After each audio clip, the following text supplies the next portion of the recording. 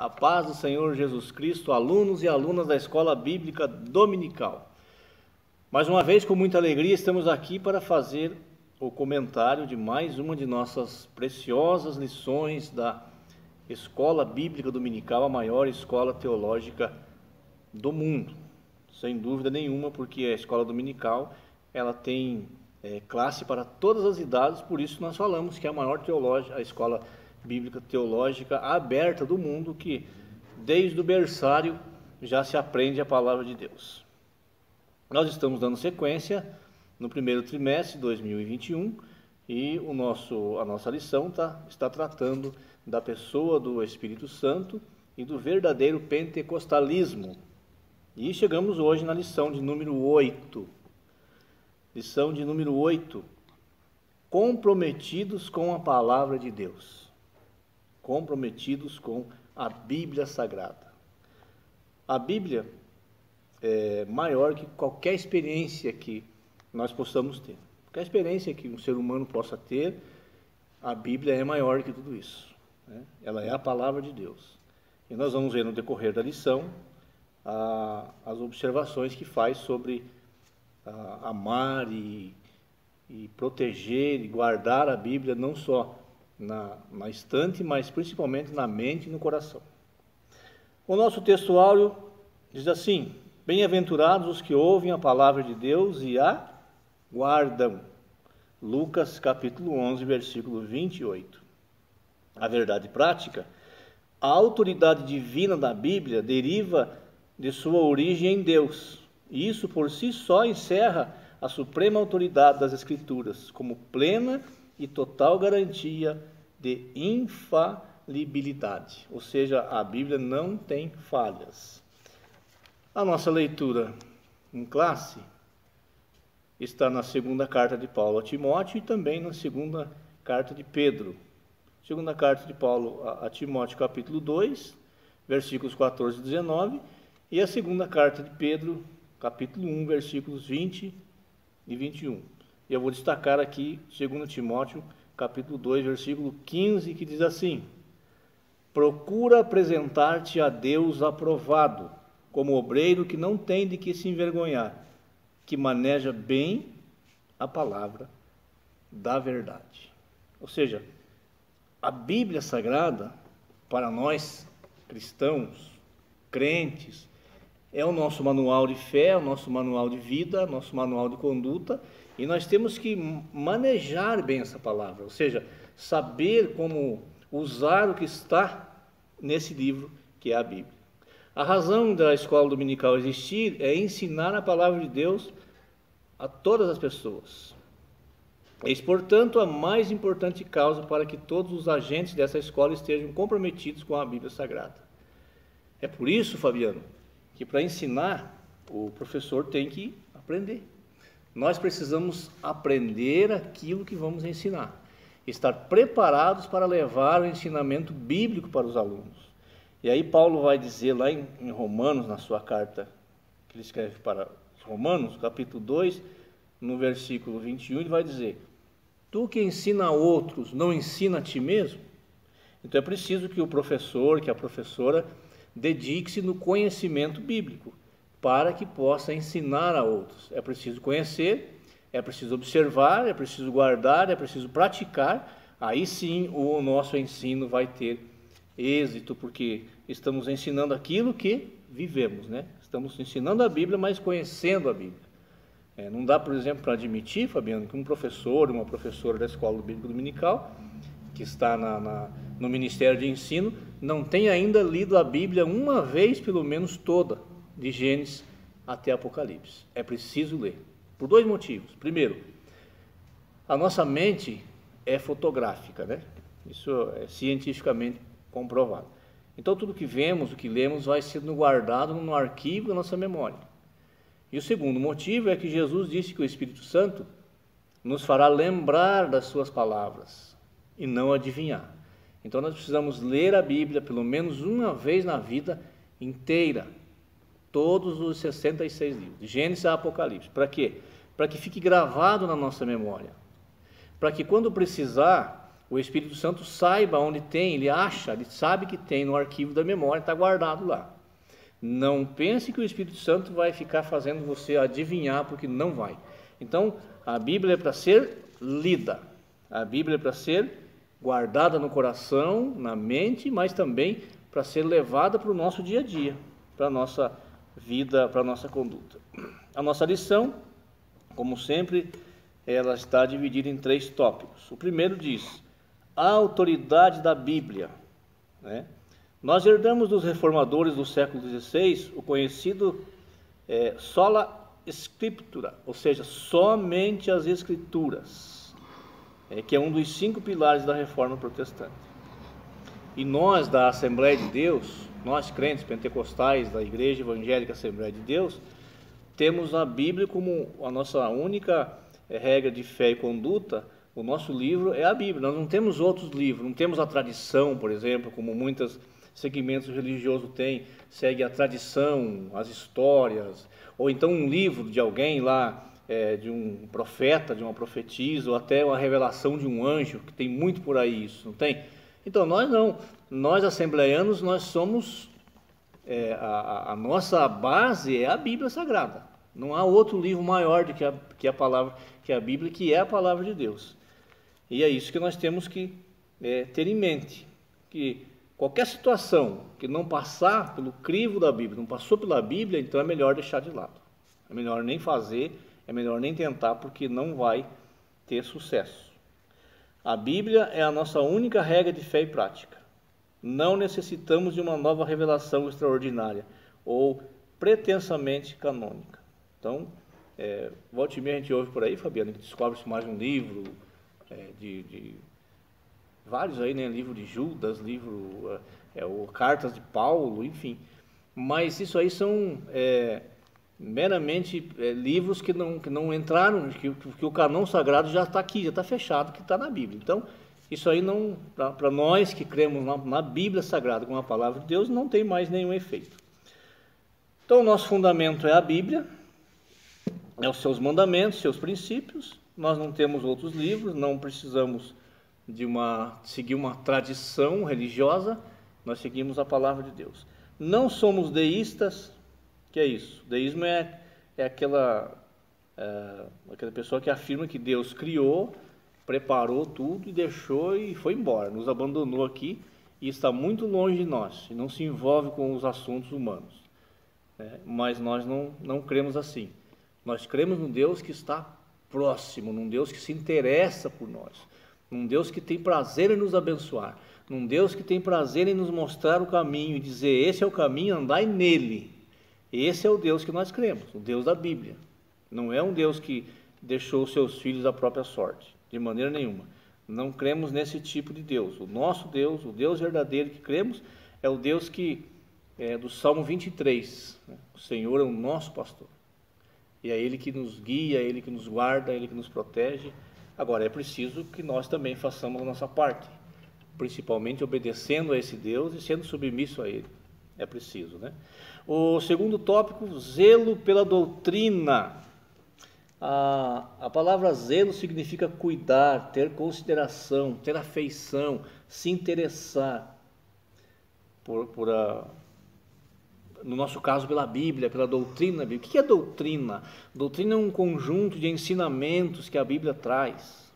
É interessante, né, Fabiano, que desde o Gênesis está lá, Deus criou o céu e a terra e tudo que no mundo há, e Ele sempre falou, e viu Deus que era bom, e viu Deus que era bom. E de repente Deus também olha e vê que não é bom, como por exemplo a solidão do homem, né? E viu Deus que não era bom que o homem estivesse só. Então preparou para o homem uma companheira. Então, desde o princípio da Bíblia, tem ali já as diretrizes do que é bom e o que não é bom. Aquilo que Deus fala que é bom, nós podemos fazer porque é bom, porque Ele nos conhece, Ele nos criou. Ninguém mais no mundo conhece a sua criação do que aquele que criou, não é verdade? Quem fabrica lá um celular, por exemplo, é quem mais conhece. Ele vai fazer o manual sabendo do que ele está falando, das peças e tudo que vai, conforme for o uso, que vai danificar o aparelho ou não. Deus é a mesma coisa, Ele nos criou e deixou o seu manual. Então, se Ele diz que é bom, Podemos fazer. Agora, quando diz se afaste disso, corra daquilo, não fique, isso é perigoso, é melhor não tentar a Deus, porque não vai dar certo, porque Ele sabe. Então, nós temos que zelar pela doutrina, zelar pela palavra de Deus, né?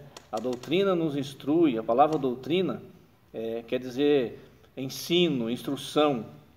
Quando o texto sagrado expressa e perseveravam na doutrina dos apóstolos, lá em Atos 2, 42, isso significa que os discípulos permaneciam seguindo o ensino dos apóstolos. Nesse caso, a palavra doutrina significa ensino e instrução. Os discípulos aprenderam com Jesus e passaram para a igreja primitiva, passaram para aqueles irmãos e irmãs, aquele pessoal que estava ali. E assim foi vindo a palavra de Deus, foi até se formar a Bíblia Sagrada, e continua a doutrina, o ensinamento da palavra de Deus. Nós temos que entender que ninguém erra sem saber. Todo mundo sabe que está errando. A Bíblia Sagrada já nos diz, Fabiano, que Deus, quando criou o ser humano, Ele soprou o fôlego, o espírito de vida no ser humano, junto ali já está também os atributos morais de Deus, né? Que é amor, justiça, misericórdia, vários atributos. Então, todo ser humano nasce bom, ele sabe fazer o bem, ele sabe o caminho da bondade. Se erra, é conhecendo, é sabendo que está errado, porque dentro dele tem um alerta que diz, isso é errado, isso foi Deus que deixou. É exemplo da fé, por exemplo, um exemplo, né? A fé natural, Deus deixou. Todo ser humano sabe que existe um Deus. Agora, se ele vai seguir esse Deus, se ele vai querer conhecer esse Deus, é outra coisa. Mas Paulo diz em Romanos capítulo 1 que não haverá desculpa para ninguém diante de Deus dizendo que não conhecia, porque Deus se revela a todos através da consciência, Ele já coloca dentro de nós aquilo que é certo e aquilo que é errado. O conteúdo da fé, a palavra doutrina se aplica também a um corpo básico e coerente no ensino cristão, né? E aqui está falando também do credo, do que cremos, que depois foi instituído, há na Bíblia muitos, e nós também temos, na Assembleia de Deus também temos a nossa confissão de fé, mas lembrando sempre que não é maior que a Bíblia é maior. O credo, a confissão de fé é uma organização das doutrinas bíblicas, ou seja, uma facilitação para que se entenda melhor, mas a Bíblia continua sendo a inerrante palavra de Deus, aquela que não contém erros. Ainda temos estamos falando sobre a nossa declaração de fé, e o tópico de número 3, cuidado quanto aos modismos, e como tem por aí, e como tem modismo, Fabiano, como tem pessoas pegando a palavra de Deus e fazendo a Bíblia falar aquilo que elas querem que fale, e inventando em cima da Bíblia, né? Nós lemos lá no livro de Atos, Fabiano, que quando Pedro chegou numa cidade com os discípulos lá para pregar o evangelho, tinha lá um mágico, né? Um tal de Simão mágico. E aí ele viu que Pedro colocava a mão nas pessoas, os demônios saíam, as pessoas eram batizadas com o Espírito Santo, eram curadas, enfim, o poder de Deus através de Pedro. Não era Pedro, era o poder de Deus. É o mesmo poder que existe hoje. Então o Simão viu aquilo e interessou-se. Como ele era mágico e fazia suas mentiras lá, enganava o povo, porque o diabo dava para ele uma sabedoria para ele fazer as mágicas, ele procurou os discípulos e tentou comprar, né? Daí vem, Fabiano, o nome da simonia, ou seja, a venda de artigos religiosos, como nós vemos aí. O que nós vemos aí? Tijolo ungido, água ungida, vassoura, tudo ungido. Não é mais fácil ungir a pessoa, Fabiano, de ficar ungindo os objetos, né? Já unge a pessoa de uma vez e pronto. Então daí vem, o Simão já quis fazer isso lá atrás. Aí Pedro, né, fala para ele que ele não tem parte no reino de Deus com esse tipo de pensamento. É bom lembrar também que a igreja católica romana também praticava lá a venda das indulgências, muitos anos também, muito tempo, que é aquela venda quanto mais for a contribuição que você dava, mais rápido saía lá um parente que estava no purgatório, estava indo para o inferno.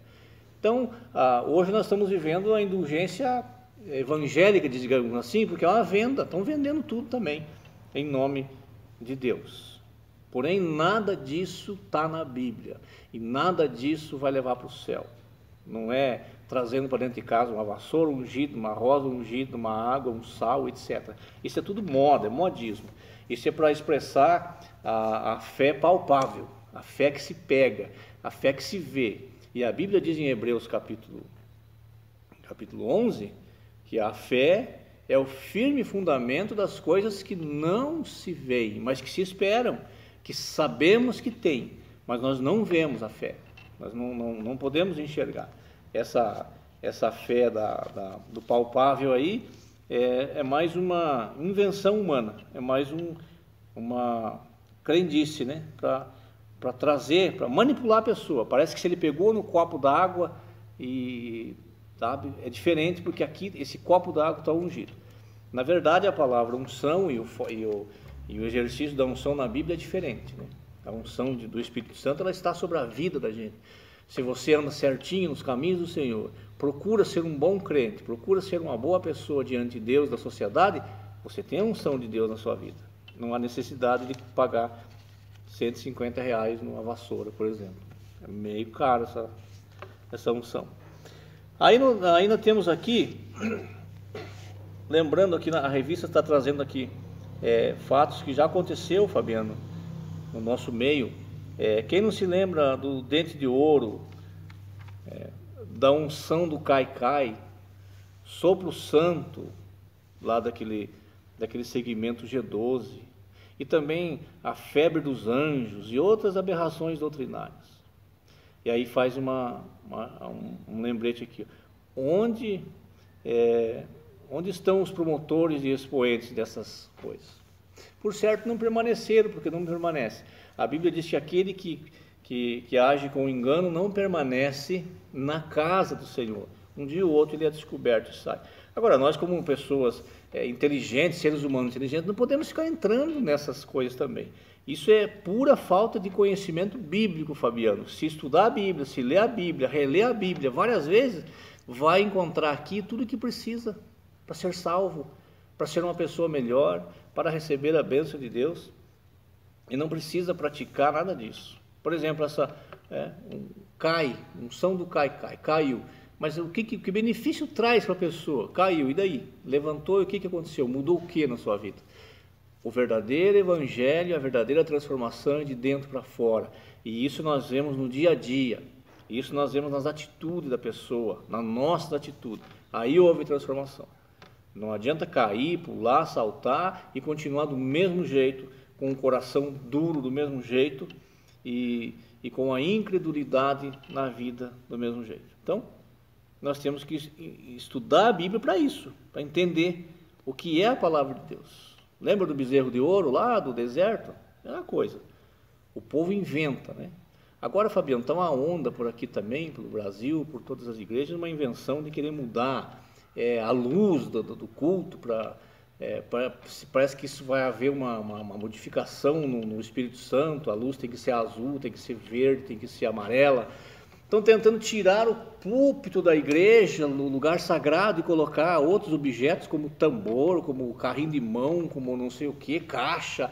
Isso é tudo invenção humana, é modismo. Deus não age nisso aí de jeito nenhum. Não age. A Bíblia diz que Deus, nós estamos aqui dentro de uma igreja bonita aqui, mas Deus não habita em templo feito por mão humana. Ele habita em você e habita em mim. Aqui é um lugar para nós nos reunir e clamar a Deus e adorar a Deus. Mas não precisa mexer. Não é a luz, ou a baixa ou alta, não é o tambor, não é o púlpito que vai determinar a bênção de Deus. Claro que não. É o meu altar. E o meu altar é espiritual. Meu altar ninguém vê, sou eu que vejo, é a minha condição de vida. Então está isso também agora, estão querendo mudar. Isso aqui Paulo já dizia, Fabiano, que nos últimos tempos aconteceria isso. Pessoas com comichão nos ouvidos, pessoas que não se satisfazem mais com a Bíblia Sagrada, com o Salmo 23, o Senhor é meu pastor, ainda que eu passe pelo vale da sombra da morte, Deus está comigo. Isso não satisfaz mais eles, então eles vão buscar coisas. Vão buscar culto do entretenimento, culto da festa, sabe? Nomenclaturas para tudo que se arruma. Mas e o poder de Deus? Tem. Mas e a perseverança na palavra de Deus? É isso que precisamos observar. Diz ainda aqui para o Fabiano, nós temos que nos apresentar a Deus aprovado primeiro, né, como obreiro, mas primeiro a Deus. Deus é que tem que me aprovar. Se o meu ministério for aprovado por Deus, aí ele vai ser aprovado e proveitoso aqui na terra também. Como obreiro que não tem que se envergonhar, que maneje bem a palavra. A Bíblia nos orienta sempre para o bem, nunca para o mal. E nunca para esse tipo de invenções que está acontecendo por aí. Nós temos que ler a Bíblia, né? Como ler a Bíblia? Amar a Bíblia. A primeira atitude do crente em relação à Bíblia é amá-la como a inspirada palavra de Deus, conforme está no Salmo 119, o versículo 97.